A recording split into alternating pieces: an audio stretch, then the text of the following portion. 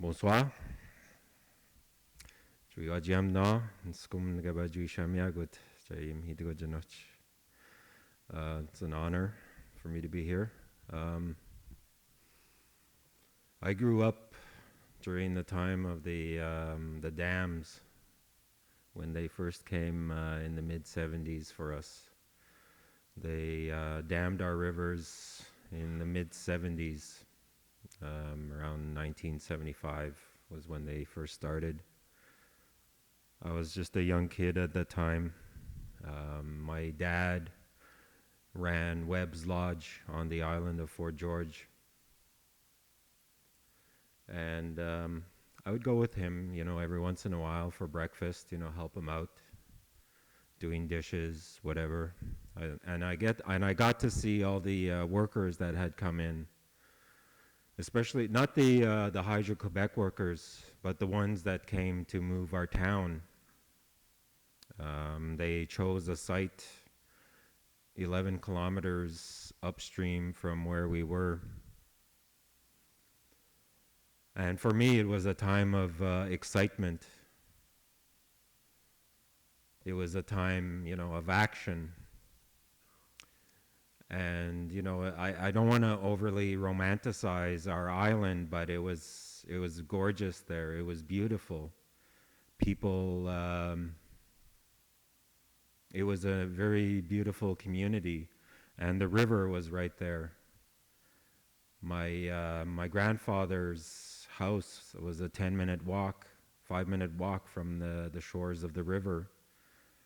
And I remember, our family, taking our gear, the things that we needed to go out on James Bay, for the canoe. I remember carrying the tarps and, the sleeping bags and whatnot down to the shore with our family. And my father ran as I said, ran Webb's Lodge. He was a non-Cree who came from the Ottawa area. And he showed up 45, maybe 50 years ago on the island, and it was a cold, dreary day. He steps off the boat and he said, "I'm not staying here." But we ended up burying him there. And to get back to the workers, so he had the capacity for the hotel was about 75 people, and a lot of times it was full. We had all kinds of people show up. We had politicians, we had chiefs, we had lawyers. And then again, we had the workers that were there to move our town. They didn't want to build a bridge from the island to the mainland, but instead they opted to move us 11 kilometers upstream onto the mainland. And there were these houses that had been recently built, which I guess would have been wasteful to demolish. So we were actually one of the last families to leave the island, besides the people who they called the dissidents. The dissidents at that time were the ones who refused to move to the new town of Chisasibi. And so in terms of people living on the island, we were one of the last ones, because my dad, Tom, was providing a service for these workers. And so towards the end, I got to hang out with them. They didn't speak much English, I didn't speak much French, but we found a way to communicate or hang out together. There was one guy in particular who I would take a willow, like a piece of willow, to him, and he would turn that into a whistle for me. And so, as I said, it was a time for action for me. It was a time of excitement. And we had a beautiful swimming hole too near the end of the island. And that was one thing that I had heard, was that we were going to get a new swimming pool in this new town. And they had urban planners actually come and plan out the new town for us. And they made it look like a bean with a bunch of cul-de-sacs, both inside and outside. And then with the main road bisecting the middle, which was where the commercial center is, the school, the arena, the hospital. And so when they moved the houses, what they would do is they would knock out the foundation with their sledgehammers. They would put 4 holes, 2 on each end, and slide these girders, these big I-beams through, and then lift up the house using what they had. These are usually used in logging camps. They used timber jacks. So they lifted them up, and then they put them on. They put wheels underneath, and then that's what they would.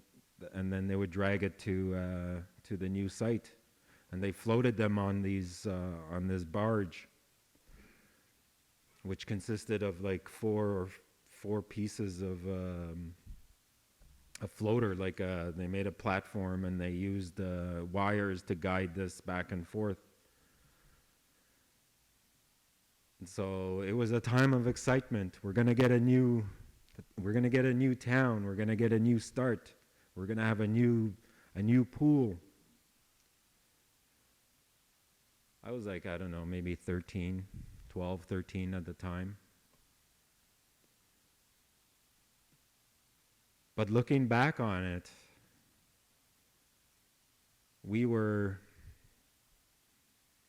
it was something very sudden for us.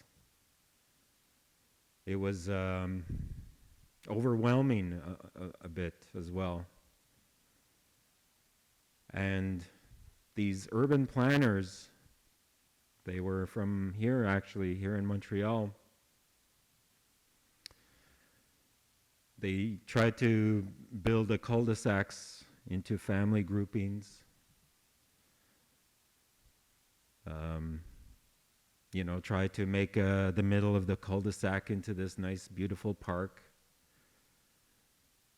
The problem was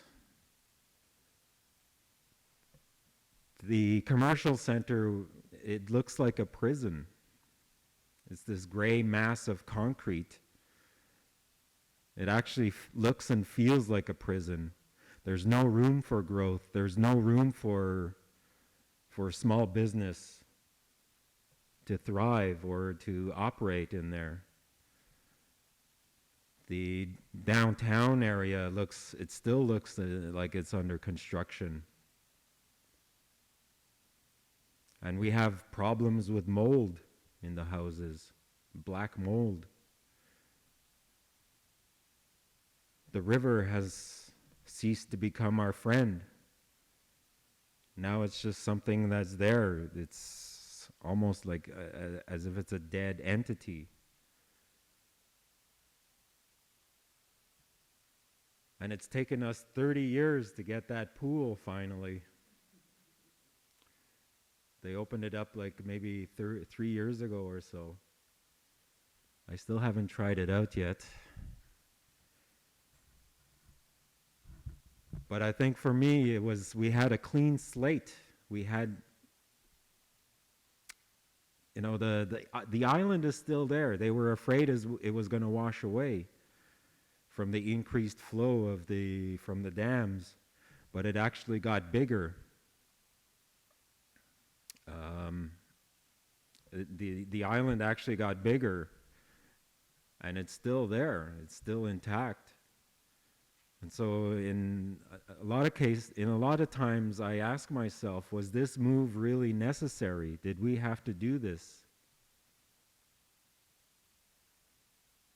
So a lot of times I feel anger towards our leadership for allowing this to happen, towards Hydro-Quebec for damming our river,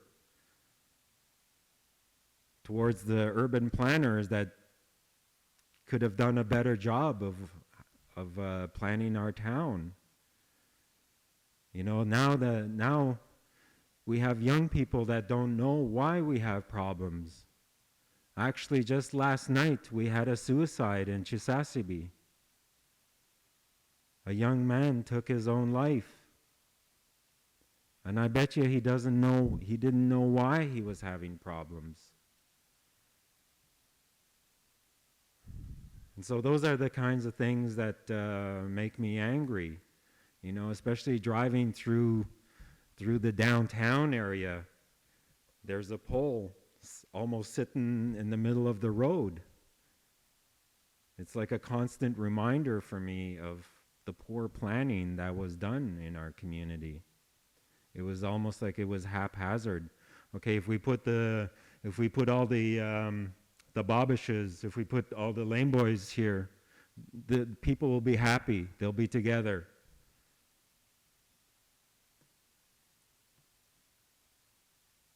Whenever people go back to, like now we have festivals on the island where we have gatherings and people that generally are strangers in Chisasibi, in our new town, are back to being old friends, back to being family. And people set up their tents where their houses used to be. And it feels as if that's what was meant to be. And so I think that's, for me, is what's missing in the town of Chisasibi. We have this new town, but we lost our soul. And so I think for me, that's paramount. That's what's most important. And so I think, you know, people can learn a lot from our community in terms of what not to do. And so hopefully, you know, we can move forward from this to, you know, it might take another 25 years, maybe 50 years before it starts feeling like a true community again. I might have passed my allotted time here, but I want to thank you all for coming to come listen, and hopefully we can have a good discussion together afterwards. Migoch, Jinskum Na.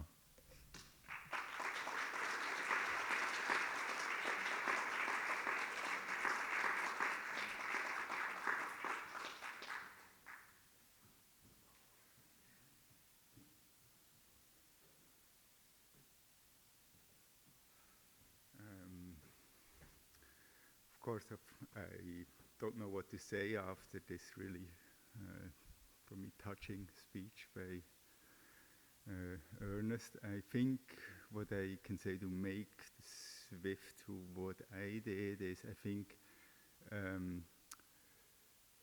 the reason why I started that project, I think, is because I heard stories like Ernest just told us, and I just kind of like thought this is kind of like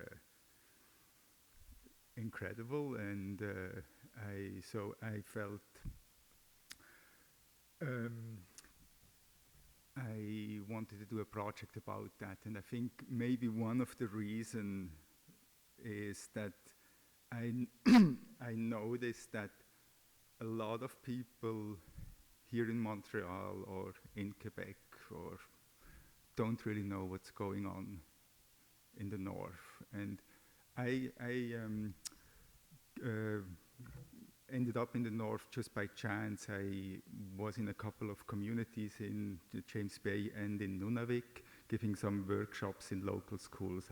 Was part of a project, so that's how I got to know the north, and I got to hear all these stories, and I just kind of like thought, and I went back to Montreal to my friends and talked about this, and I just noticed how few people really know what's going on. So I decided to do a project about the hydroelectric installation in Northern Quebec, and my focus on that was because I kind of like felt this has something to do with us, because we in the city, that's where the power is coming from, and most people, they don't even know where the power is coming from or what that means. And I didn't attempt to make a project where I would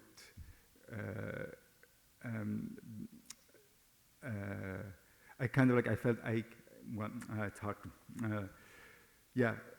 I think I wanted to do a project where people could relate to, and I know kind of like this also often, sometimes people go to the north and they try to take photos of the life there, and often it's maybe kind of like more a very distant way, or maybe a romanticizing of kind of like the people who live in the nature and beautiful landscape and all that. So I kind of like felt I wanted to do something where there's a connection to our life here. So so what I did with all my projects I'm doing, they're usually kind of like bigger projects where I first do a lot of research, and I think specifically with that project I started to read books and search on the internet and talk to people, and the more I read, the more I figured how complex things are, that they're not really kind of like simple. And I think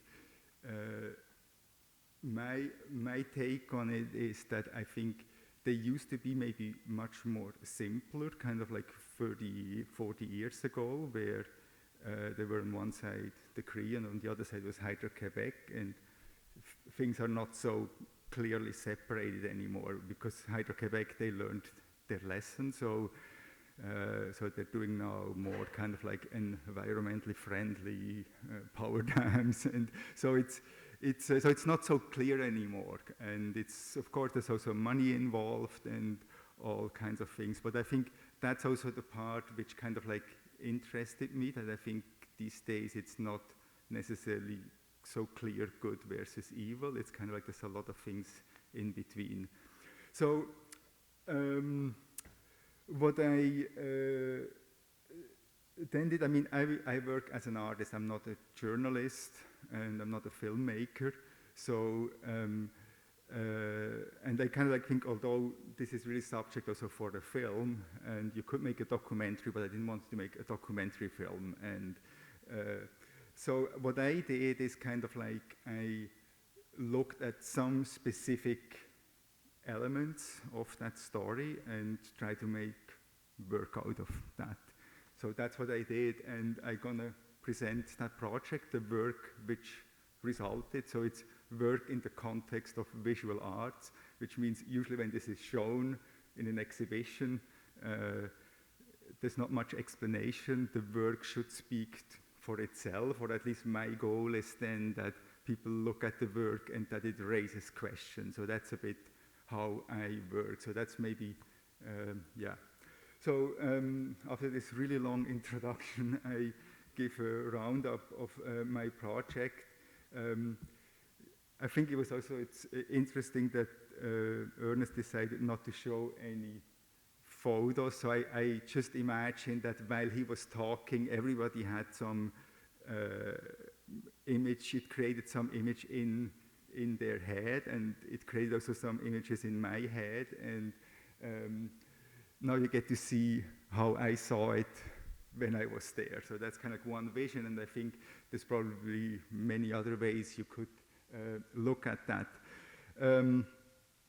But one aspect I looked at and I got interested in, there were two things which triggered that. When I, the first time was up there, I heard about all these work camps which existed to build these dams. So for the biggest one, La Grande 2, the Robert Bourassa, they had once a town with, I think, 6,000 people.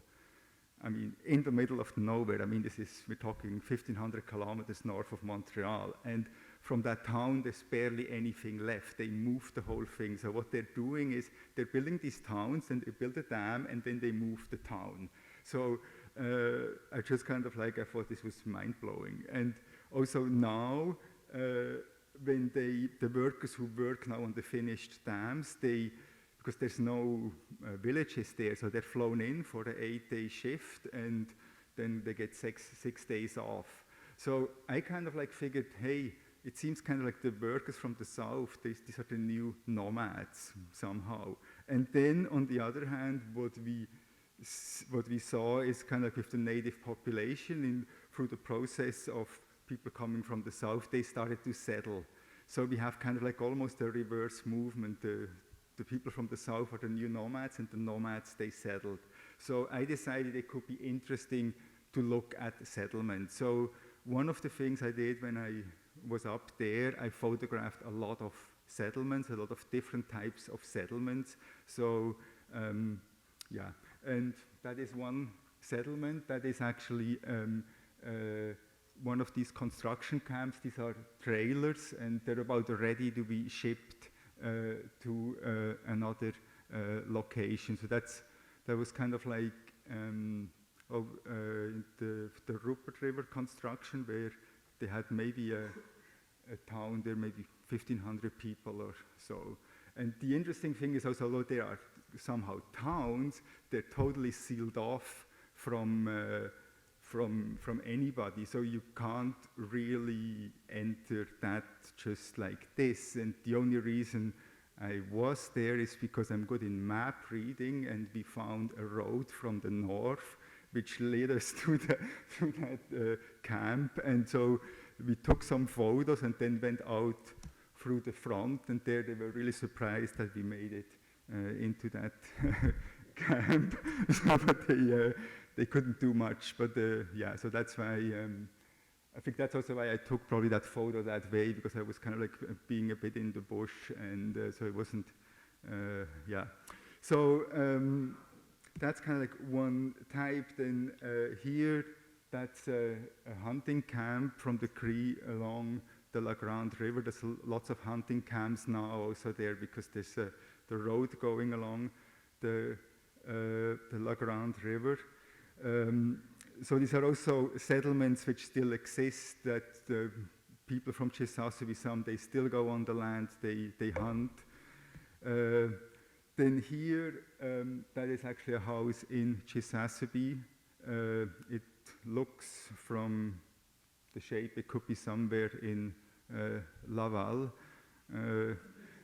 The only thing which, it's exactly kind of that suburban feel you get a bit when you're in Chisasibi. The only thing which gives it away that it's not Laval, that we have a snowmobile which is wrapped up, and that the trees, they don't really match the Laval standard. It's more like tundra vegetation. Then here I have one of the Quebec residency, where the workers live who work in these dams. Again, also the only thing which gives it away, there's a bear trap there. I don't know if you...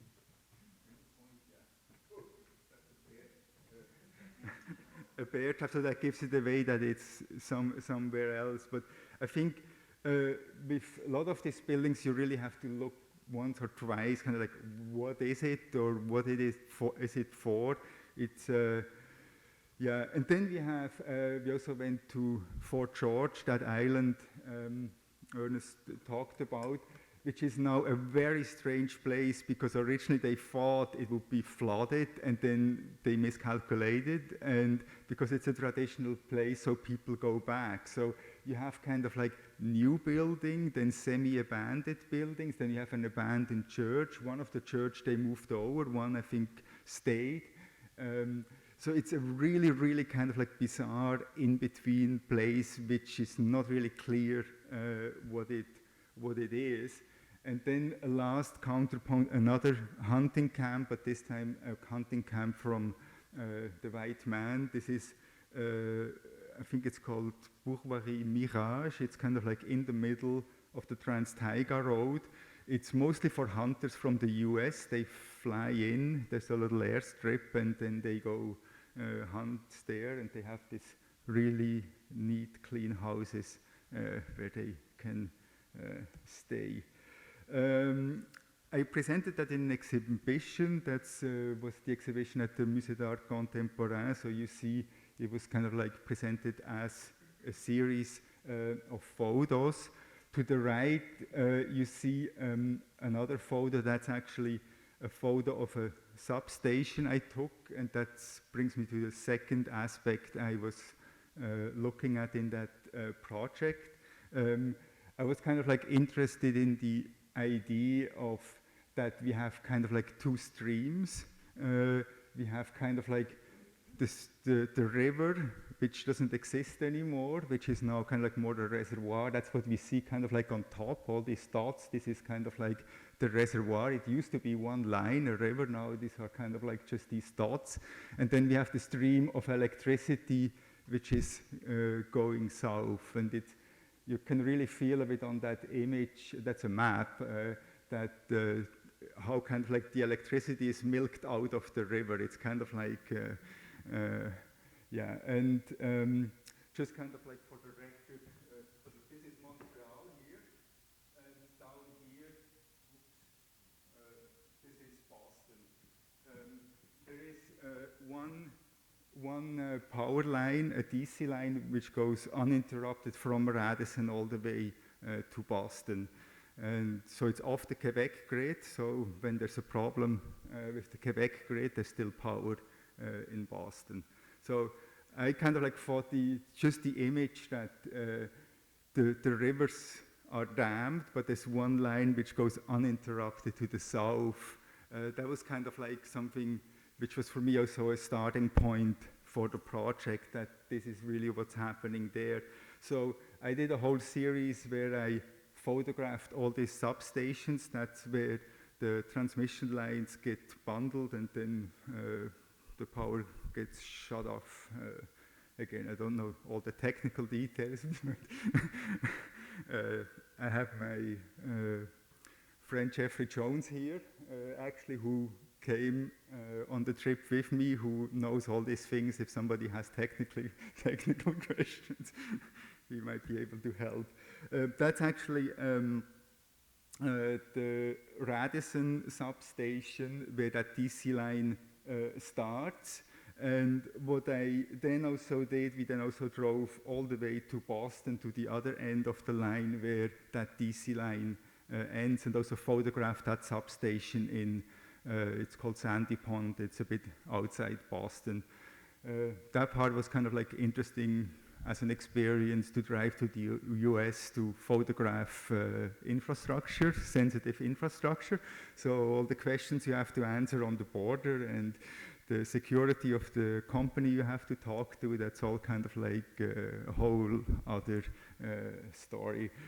Yeah. Then I kind of like thought maybe it would be good also to have a power station actually in the project. Originally, I kind of like thought it would be interesting to do that project without showing a power station, because that would be the obvious thing. But then I added that one. That is the power station of Brisay. That's actually where the whole project starts. That's the power station which is the furthest away at the end of the Trans-Taiga Road. What I then did with that power station, I presented it as a light box, because I kind of felt, well, it's interesting. It's also sort of a loop, because that you can see the work you need power, and when it's shown in Montreal, it takes the power from the same power grid where this power station is on. What I also put in the exhibition is that binder. This is about a 900-page document. This is actually the James Bay and Northern Quebec agreement. This is this legal document which made the whole project possible. And I put it in there because I felt it would be nice to have kind of like maybe some explanation about the whole story, but then I kind of like figured this is too complicated and I don't want to write 10 pages or a long text on a wall. And I thought by just putting that legal document, then people can look at it and they can also see the complexity of the issue, that it's kind of like, yeah, so during the whole exhibition, that document was there and people really looked at it. We had to replace pages because they were torn apart. So yeah, and as a last element of my project, I also did a video. That's kind of like what you just see to the left there. The video is short. It's kind of like about 7 minutes. It works as a loop, so it's something people can walk in and look at it any time and look as long as they want. So it's not something kind of like a story with a narrative you have to see from the beginning to the end. The video is, I came up with that, although my background is really photography, but I kind of like felt, because the theme is so complex, and with video where you have sound and you can work with text and all kinds of things, it's I can better address some issues. So yeah, so I made also that video, and maybe for the end we can maybe watch a couple of minutes of that, and yeah. Okay.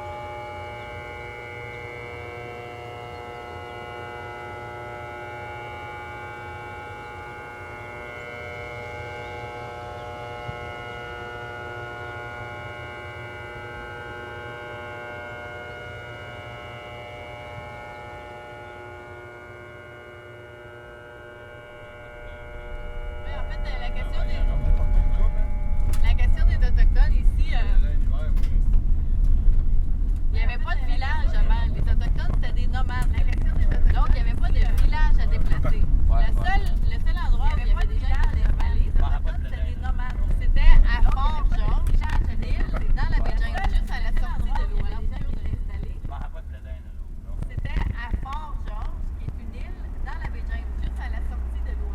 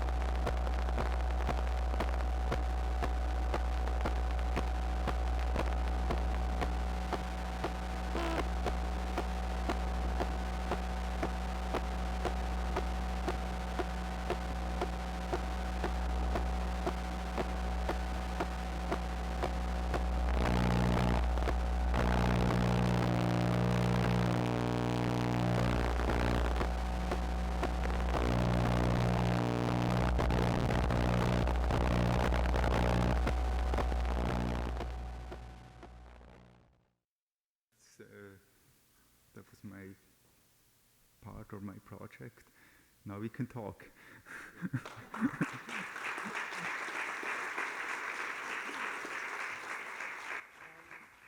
Very interesting presentation, and yours, Ernest, was very moving. I imagine you came back with this suicide that just happened. It was really touching, really moving, and Franco, thank you. Thomas, actually, I spent the afternoon watching your Down the Mighty River on the internet, and looking at the work of Thomas. But and I was thinking how to to make a dialogue between the two of you, and how to make the conversation specific, but at the same time to situate your presentation in the context of your work. So I think you have like more general projects. So you work on identity and First Nations, Native Americans, etc. This is your big project, I would say, in general. So and then you have the specific things about the Rupert River. I saw you did a beautiful thing also on heavy metal, on this The mining issue. Yeah, very interesting. But it's like there are episodes in this bigger sort of trying to understand the question of a. You did this beautiful film, Real Indian, that got a lot of prizes, etc., etc. So my question to you would be, how do you collocate these particular investigations, the Rupert, that concern the intersection between, technology, exploitation of vast territories, and the problem of identity. And I'm coming back and be more precise. And so Native Americans, First Nations, Aboriginals, and. About Thomas, I was thinking your general project, I would say, is to explore technology. more or less. You could say that, yeah. But technology is really your thing.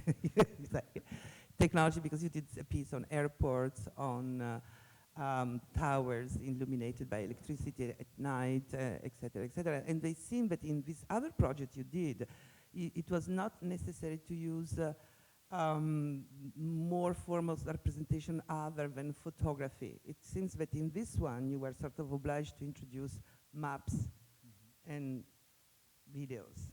It's sort of, and also these big documents that you introduce in. So the narrative asked for more modes of representation. I thought that was interesting, that in this case you had to sort of like work on, you know, different modality of representations.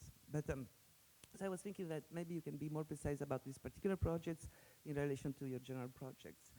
And so coming back to you, I had like my own experience of the James Bay regions, and I went to spend not much time, but it was a very interesting experience, because I went together with a couple of architects from Australia. One of them is Aboriginal, actually, and they came specially, and they work with Aboriginal communities, about the architecture of Aboriginal communities in the desert, but also in the tropical parts of Australia. And I've been doing that for years, working in a very precise, meticulous way on the Aboriginal architecture, and with all the problems of the communities. So, I mean, this is like, and it does seem sort of far-fetched, what a crazy idea to come from Australia to visit, you know, the James Bay. But it actually made a lot of sense, because a lot of problems are totally common to what happens, you know, to the Cree Indians in these new villages, and what happens to the Aboriginals in villages built precisely in the same years, the 60s, the 70s, when Australia began this huge process of, you know, settling in a sort of appropriate way the Aboriginal communities. And they were actually, the interesting thing, and we saw all the problems you were mentioning about, this is terrible architecture, and also Thomas was saying, this can be a house in Laval, so what is it doing in this climate? It is not appropriate, et cetera, et cetera. The mold, the humidity, the not proper treatment, the organization of the houses that does not correspond to actually any sort of social rules or social organizations, et cetera, et cetera. The problem of like, you know, how to deal with all of this, you know, and so, and they were explaining how they were doing this in Australia, you know, step by step, trying to collaborate with the communities, because you were sort of indicting architecture, say, planners are bad, architects are bad. I agree with you, we are bad. we are totally bad. I think the point is to respond to the needs of the community.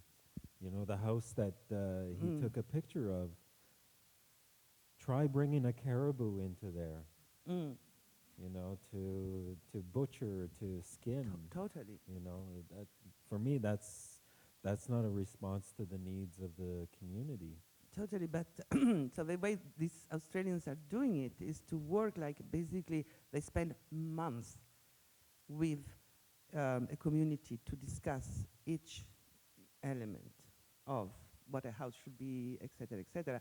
What seems to be happening still today in the villages we visited is that basically the model is literally imported, and not so much against the will of the people living there, basically imported from, as a cultural model, from the banlieue of Montreal. It seems that what is missing is the sort of building of a communication or of a base that has to come also from the villages and from the community to discuss with planners, architects, define precisely what a house should be like, what the village should be like. And but it seems that instead, you know, the model. But I think it always comes down to cost as well. So that's always like the one thing that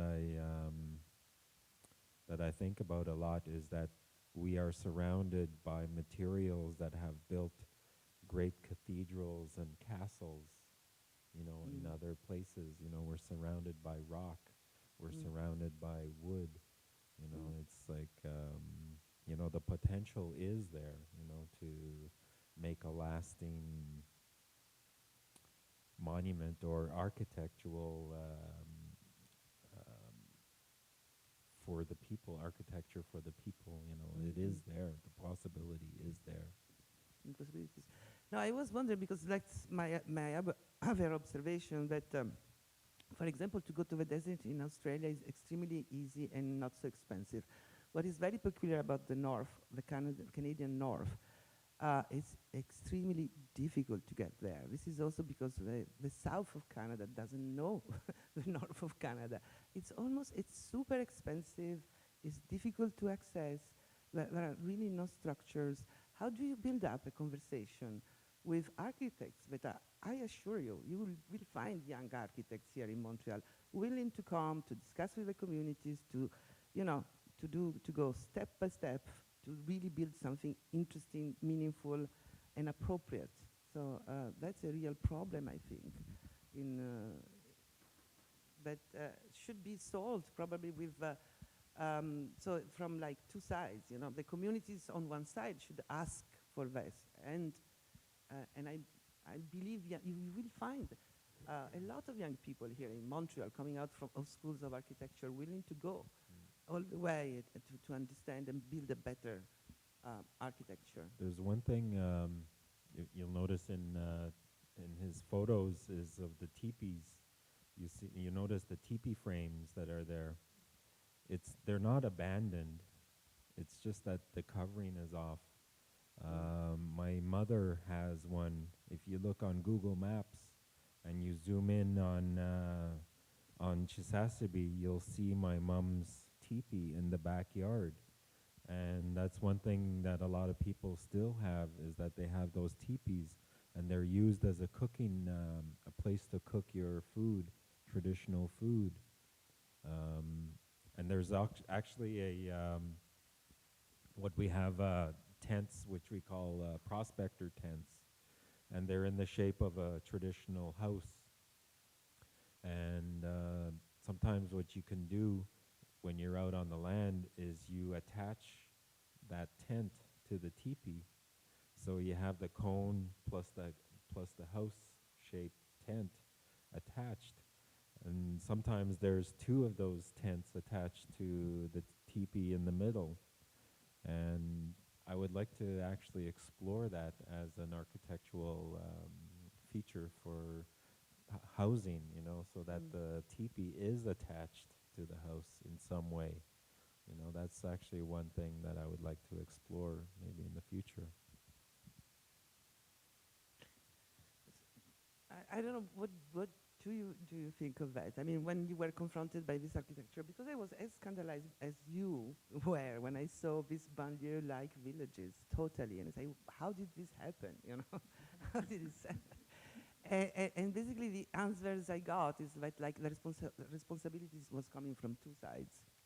So it was not just Hydro-Quebec imposing this, or, you know, but also the lovely thing, and I noticed also in your watching Down the Mighty Rivers, that you never filmed the inside of these houses. When you film interior spaces, in most cases, is this beautiful flimsy structure, like that are built with plywood and then plastic roofs that are used as where people actually go there in the villages and they cook, and it's like the real community space. That's beautiful. That's amazing, and I thought that you sort of privileged that sort of structure. This could also be a basis, I think, to better understanding. But it seems like the rest of like a sort of more nomadic way of living. So this, because they don't have like foundations, or, you know, they don't pretend to be monumental, but they're extremely effective. Well, I think, you know, it's a response to, you know, the materials, the new materials that are coming in, you know, like we have what they call a tent frame, where you make a frame out of 2x4s and plywood, where you can just put the tent right over it, and you have the tent, the canvas, the top. And in terms of the down the mighty river, what we did was we followed the river from the beginning right down to the mouth of it. And one thing that I say when we talk about monuments is I actually just came back from France 2 weeks ago. I've been to Italy as well. I've gone to see all the piazzas and all the beautiful fountains. You know, they're gorgeous. They're made out of rock and carved, you know, and there's water involved. And what I say to people is that the land is our monument. I went on the Trans-Taiga with the family. It was actually my brother's wife's family. That's where their traditional hunting territory is. And we had a tent set up. We had a teepee set up. We had like 3 or 4 tents set up, and we were there for 3 weeks. And then when we were done, we took everything away. Like, we took all the tents, we took the teepee frame down, and then 2 years later, 3 years later, I'm back at that same spot. And I'm looking around. Where was our camp anyway? You couldn't tell if there was anybody there before, except for the fire ring from the teepee. And so for me, the way I look at it is that it's not that we failed to put any monuments on the land. It's just that we've been successful in keeping the land as our monument. You know, so that's how I look at it. That's good. Do you want to respond to this, Thomas? I'm speechless. You're speechless. Okay, Well, I think push you to answer. Okay, okay. because it's a technology, and you are Swiss, and you are coming from this most manicured wilderness ever. I mean, you know, the Swiss Alps are like a technological playground. It's been, they're monuments, but completely controlled. You know, the Swiss Alps or the Italian Alps, for that matters. I mean, all the Alps are like they've been designed and redesigned. You know, they're playgrounds, technological playgrounds. Everything is over controlled, completely controlled, technologically controlled. So you come here, go to the north of Quebec, and you can say there is a sort of like a relationship between, you know, the natural environment and technology that is like historically built in Europe. I'm picking up on what Ernest was saying. But so what about here? So do you think there is a special approach to technology in Canada that is different from, let's say, what is familiar to us as European, and this is what fascinates you when you do a project like this?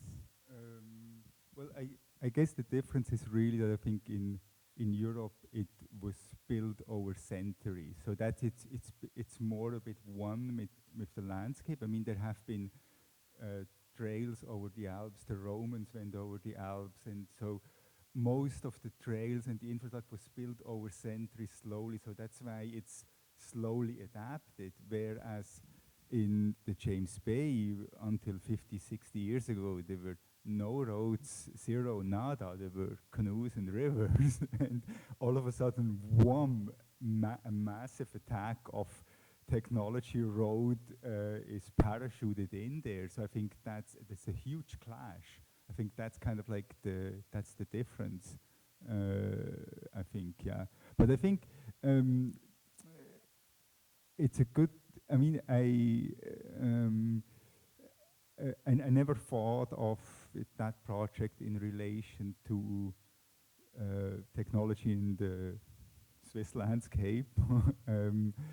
But I mean, The only thing maybe from my upbringing I could maybe add, which maybe interests me, is my dad was a farmer and my family was generations back, they were farmers, and so I really understand when somebody says they have an attachment to the land, although it's different with Swiss farmers than with Cree hunters, but kind of like there are similarities.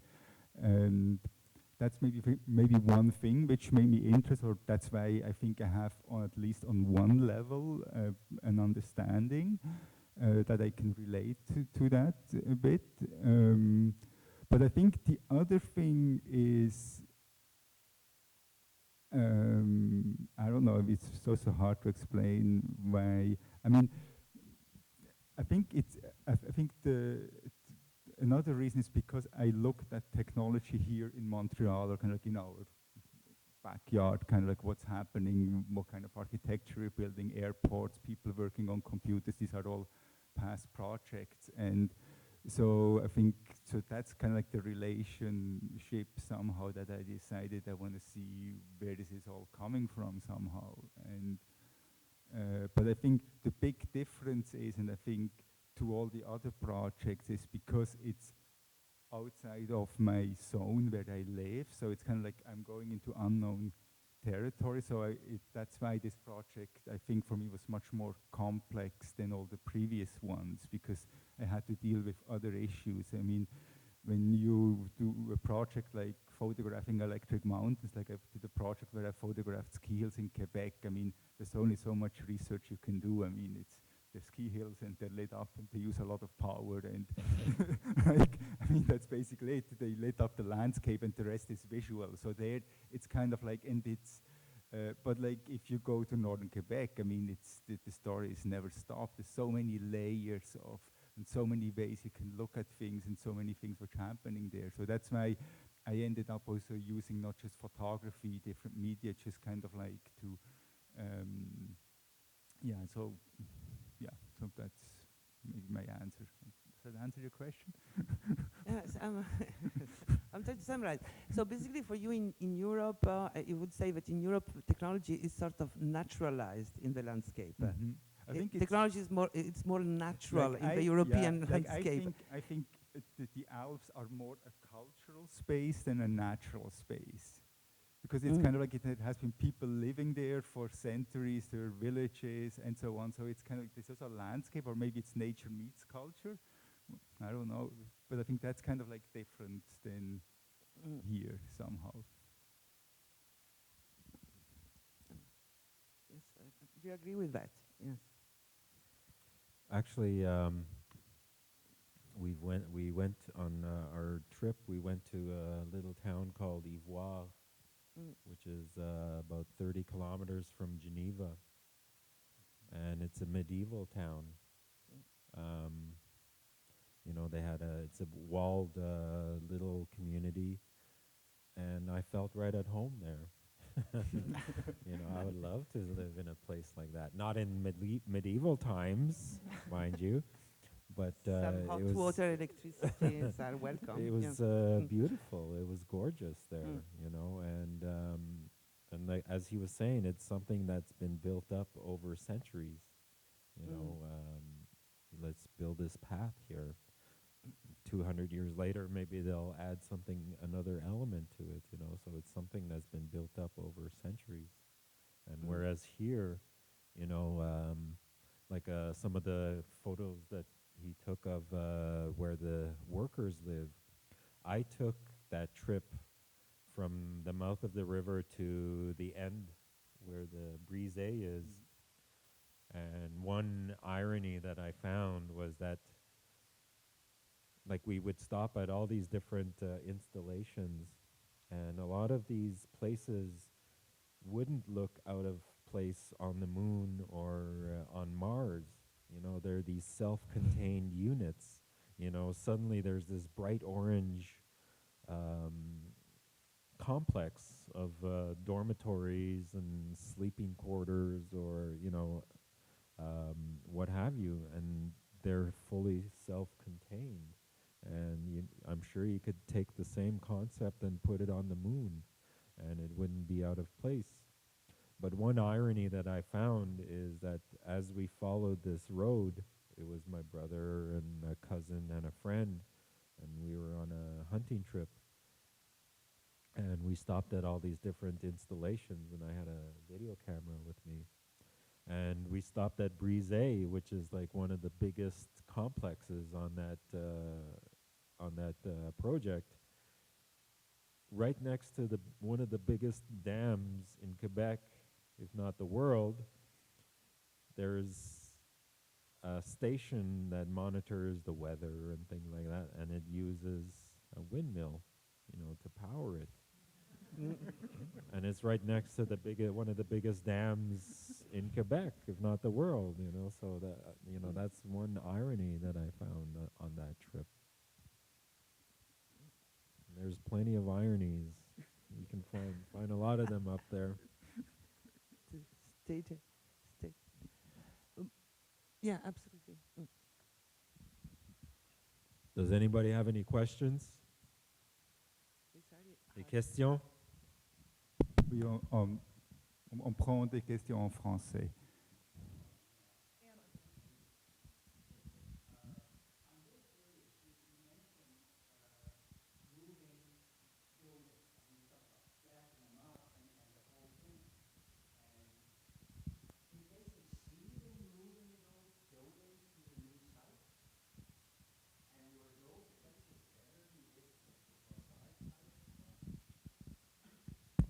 No, it was actually when they moved those houses, they were recently built. So I guess they didn't want to waste materials and money, by demolishing these fairly new places. It worked, yes. It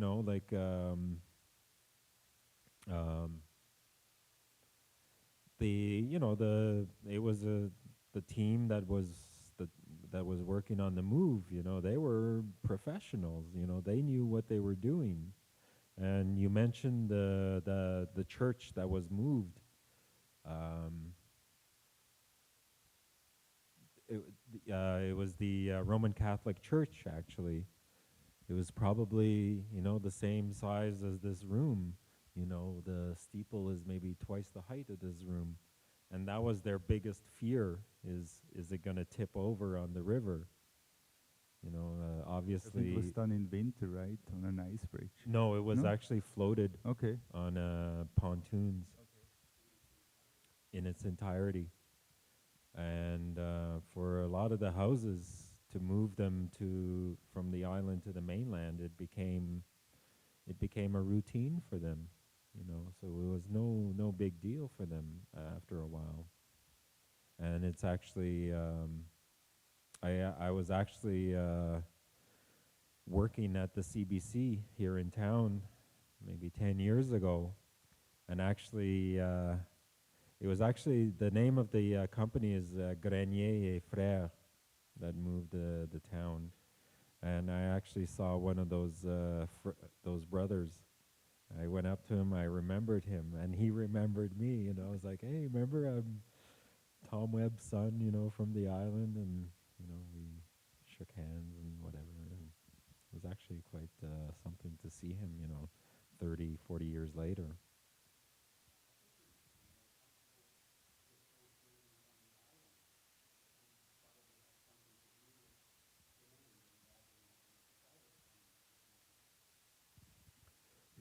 Actually, what a lot of them was the Roman Catholic had a mission there, and they had a whole complex. They had a lumber mill, they had a bakery, they had a farm, they had a hospital, they had a school, and a lot of people, I guess, brought wood to them to be milled. And I guess they kept half of it, or you got to take the other half home. And so actually what happened was that a lot of people built their own houses before, and then the ones that they moved were the ones that were built with Indian Affairs or whatever. It was a fairly new concept for people at that time, because before that it was people were building their own houses.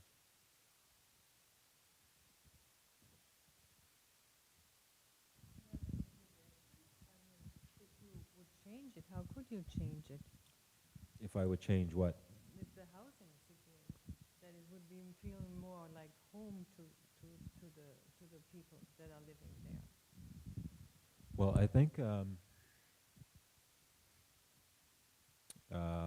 as I said, you know, how would you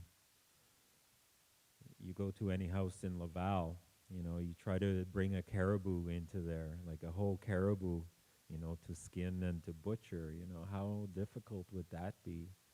You know, I think for the lifestyle, you know, it's very different, you know, like you have these snowmobiles parked outside, you know, like you're an hour away from your hunting territory, 2 hours away. I think I would like to see, you know, a place where you can build a fire, you know, almost like a teepee situation. A place where you can butcher the animals that you get, a place where people can gather in a circle, or you know, in some sort of way that makes it sort of natural. And gyprock, you know, there's always, if you go into any house, you know, within a month or two, there's holes in the gyprock, you know, from whatever, you know, but as I said, you know, there's materials up there that have built great cathedrals and castles, you know. So I think, you know, the local materials need to be looked at as well. Testing.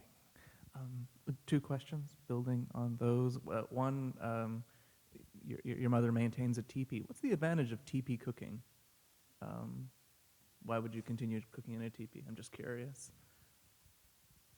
You can build a fire in it. Build a fire. Is it mostly about ventilation? Actually, the teepee is one big chimney. Okay. That's the concept that you try to look at, is that it's you're trying to get the smoke to go up. And one way to do it is to, where the wind is coming from, you build it up just a little bit higher. Okay. And then that's what helps the Draw the ventilation smoke. to go up. Oh. And the door is usually made out of burlap, Mm-hmm. so that there's airflow coming in from there and so then then going up. Oh, And so you think of the teepee as one big chimney. chimney that you can cook inside of. And you cook inside. You can cook. There's one way where you string. You put a rack above the fire, and then you tie a string from there, Mm-hmm. and you can spin a goose beside the fire, and it's For smoking, or? well, it's actually cooking by the Oh, fire. okay. You're right next to the fire, and so Mhm. it's cooking, and then all the grease drips down onto the pan, and it's great. Well, okay, I guess this segues into my other question, and that's about creating spaces which are, you talked about building up space over time, you know, naturally adapting to the environment, and is this what creates our sense of being connected to the environment, not just mimicking the environment around us, but building up sort of intuitively, logically, a connection to this space? I found it really interesting what you were saying about us becoming nomads up there while they are settling down, because in some ways I feel like we're a nomadic culture anyway. We build these pods, this architecture that's divorced from its surroundings, so we can pick up and move to BC if we want to anytime we want. Architecture seems the Look same at July everywhere. 1st. Sorry? July 1st here in town. Everybody moves. Exactly. You know, we don't build to be taken down like a teepee, but we don't build to last for the next generation. So how would you, I guess this is a question for architects as well, like what do you see up there? Do you see a greater feeling of being connected to that space? How would you create that sense of feeling connected to that space the way you have in, say, the Swiss Alps, or the way you have traditionally with the teepee? Actually, one way where we can feel traditionally like we traditionally we are nomads, but no matter where we are, we feel at home. And one way we accomplished that was the way we set up the teepee. It's always set up in the same way, always the door always facing east or to the river or to the lake. And the setup inside, it's always the same. You know, the lady of the teepee is always in the same spot. Her husband is always in the same spot. The grandmother, the grandfather is always in the same spot. The sisters, the brothers are always in the same spot.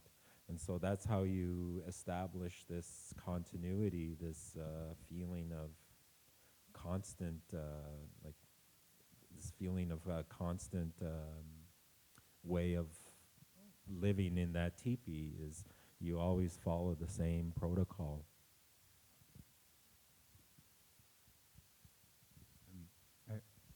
Can I ask a question? Thank you. Thank you very much. I'm just wondering how much you know about Chisasibi, who has kind of like quite a special architecture. I only read a little bit about it, and we went for a short visit. But like, is that something which could also be applied to Chisasibi, or what do you think? What do you know about it?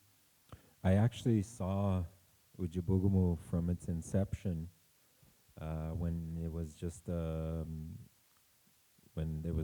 tents there. Like so, I sort of seen it from when it became a concept to reality. I think they took the, like a proper. It was better planned in terms of the architects that they brought in, the planning that went into it. I think it was better planning that was put into it than, say, Chisasibi, 30 years before. I guess it's also a bit a question of time, because Ujibugumu, I think, was only built late 1980, so there was already a higher awareness. And so they learned from us, I think. So I think the problem, I guess, with Chisasibi is really that it is kind of like was built in the 1970s, was kind of the first thing they did, and it was inaugurated in 1980. Yeah, and I think once it's there, it's always hard to change. I guess it needs a lot of money. I mean, can bring up probably here a lot of good ideas how this could be changed, but there's also the problem that I think the population is still growing, so there's, I think, in general still with the housing shortage, so it's kind of like the cheapest way to build something which has a roof is then often the solution. The growth of that community is actually quite fast. The original town of Chisasibi, as I said, is sort of shaped like a bean with the road right down the middle where the commercial center is, the hospital, the school, the arena, and then you have the cul-de-sacs going in, and then there's some on the outside as well. And so basically the whole community was built around cul-de-sacs. But now with the expansion, it's built more along the grid, the normal grid of a town. You've got it's like a suburbia now. It's built to resemble suburbia. As you've seen on your trip. I have one question, comment, because you seem very much to establish a lot of dual opposition. The Southerners are nomads, and now the Cree have become settlers. In Europe, it's centuries of history on the territory, and while here not. And other stories or examples that instead would tell a different story of merging and mixing. Are there workers from the South that decided to settle, or Cree of the North that fall in love with some work and then move? Is the electricity produced up there only going down to the south, or have you seen or registered some effect of this production locally? I mean, is it also like possible to nuance a little bit more this narrative that sometimes I have the sensation that is very, in a way, between two very opposite parts, as if, in a way, there were not so much overlapping negotiation or some kind of effect that are maybe less visible, less immediately evident, but maybe they also like can tell some story about a kind of fusion or merging or alteration, because I assume that in a way the way the relationship to their own territory of the local population have probably changed, and vice versa. Actually, there is a great separation. As you said, you can't just go into these camps. You can't just drive in without having some sort of business. They have a guard, at the entrance. You have to have your pass to go through. They have these work cycles. There's a plane that leaves from the airport here. It goes every other day or so, bringing workers back and forth. If you go to the cafeteria at those places, you have a choice of 5 different foods. If you want a steak, if you want seafood, if you want lasagna, if you want sushi, it's all there, and so it's sort of like this whole world unto itself. And of course, for the most part, there's a real separation. There's no interaction between the communities, except for there are friendships that do develop. Of course, there's people that have ended up staying there from here, that have ended up staying there for like 30, 40 years now. And, they've fallen in love with the area, sometimes with the ladies, so, and they've gone ahead and started families. Actually, one of the Grand Chiefs was saying that one way to know where you're from, or where your nation is where are your people buried? Where's your graveyards? I'm not sure what the procedure is if there's a death. I'm sure they ship the body back here, but I think a lot of times those trailers, they are picked up, and like all that's left is an empty field. And I've heard of instances where they couldn't be bothered to move stuff, where they just built a hole and then buried everything. Brand new equipment, TVs, beds, whatever. They just build a hole and bury everything. So there's this sense of impermanence to these places, to these camps. They're all ready to move at a moment's notice, except for some of those dormitories where you've come across them, and they look like little outposts on the moon. That they look like they're there to stay. And that's, I believe, part of the colonization of the north. They're gaining a foothold. The way I look at it is these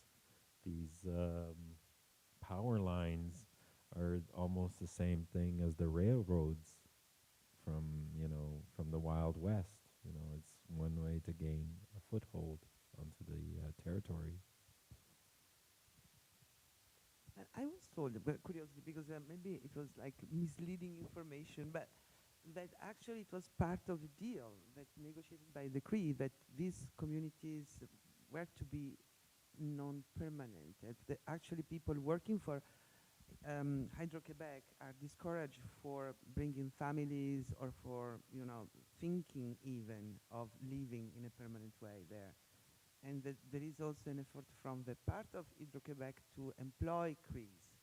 And when we got tours of the power plants and dams, actually the tours were given from by members of the Cree that were employed to present the project.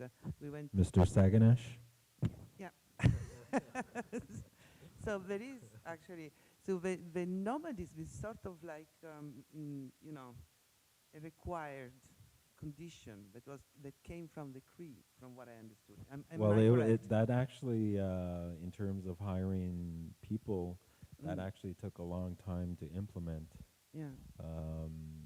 I think, you know, what's going on now, actually, one of my cousins has gone through a training course for the past 5 years now, training in welding and, you know, all the different skills that you need to be able to work there, and in French as well. You know, so there is a real effort now to accommodate the people that are from there, and you know, I'm very proud of him. I'm very proud of my cousin and his wife as well.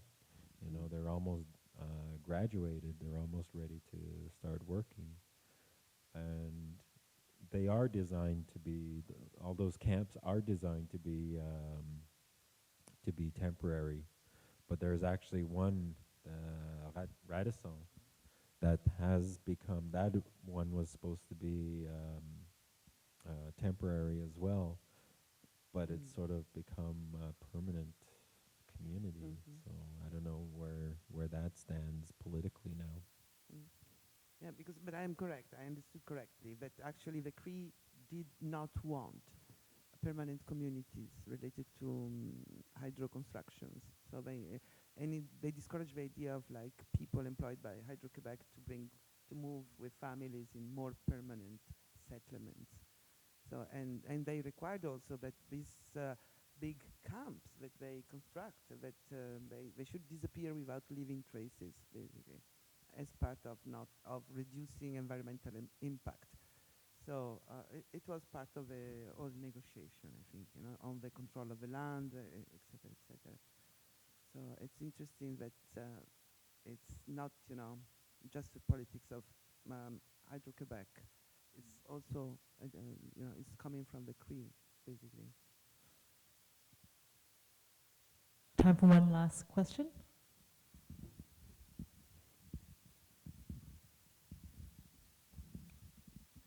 Yeah, I was wondering, the Bay James didn't exist 50 years ago.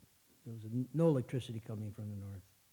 And that's a very small part of your history of 10,000 years. Mining has been up there maybe for 100 years.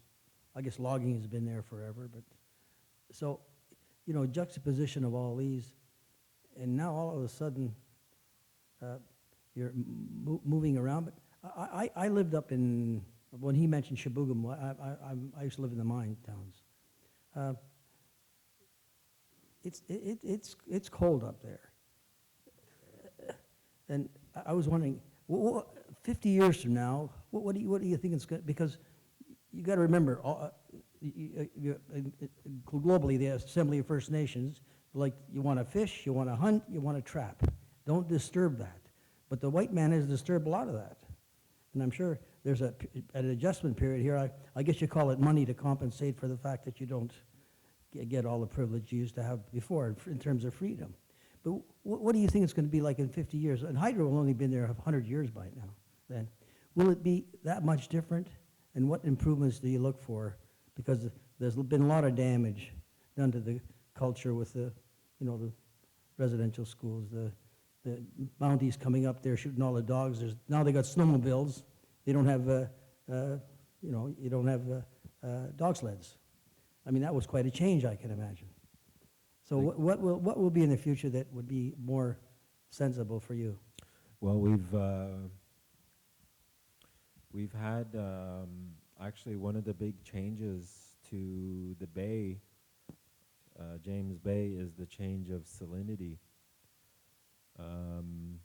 Now eelgrass doesn't grow where it used to, which used to attract huge flocks of geese. And so now that's become a big concern for people. And so the social aspect of bringing families together in the spring and in the fall to go goose hunting. You know, a lot of those communities become ghost towns during goose season.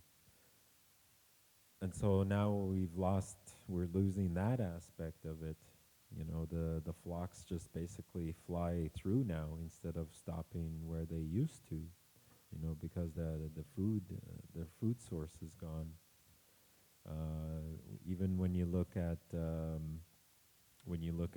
global warming, when I was growing up, we used to go out onto the bay using snowmobiles onto the islands, and we would come back maybe towards the third week in May. We'd come back and we were able to drive our snowmobiles right up to the houses. And it was actually one of the last times that we went hunting with my grandfather. We came back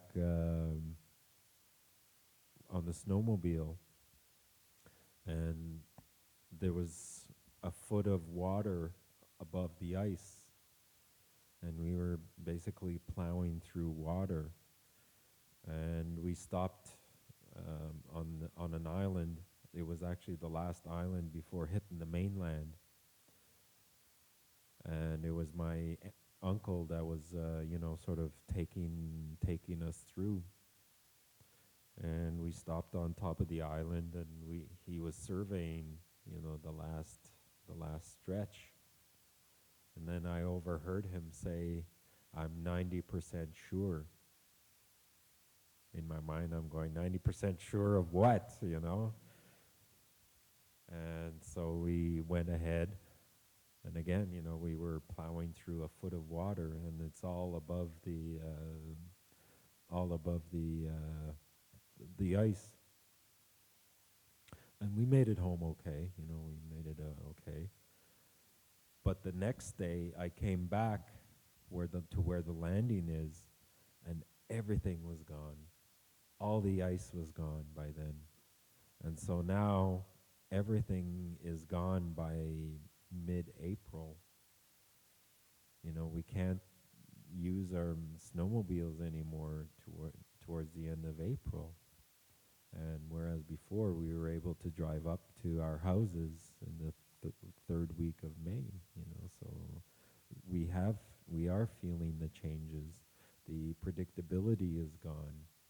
The predictability of where the ice is safe is gone, so that's there's been a lot of profound changes in terms of our hunting way of life as well. It may be in the James Bay Agreement, but what good is it if the geese are just going to fly through? Thank you.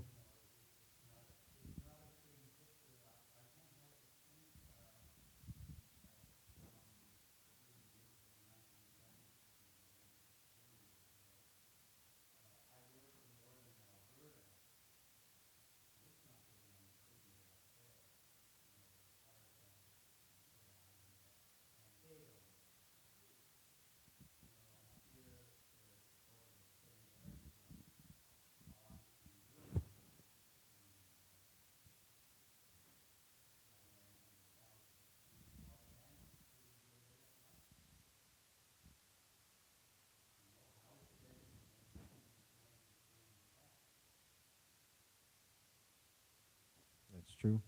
But actually, can I just correct an assumption here?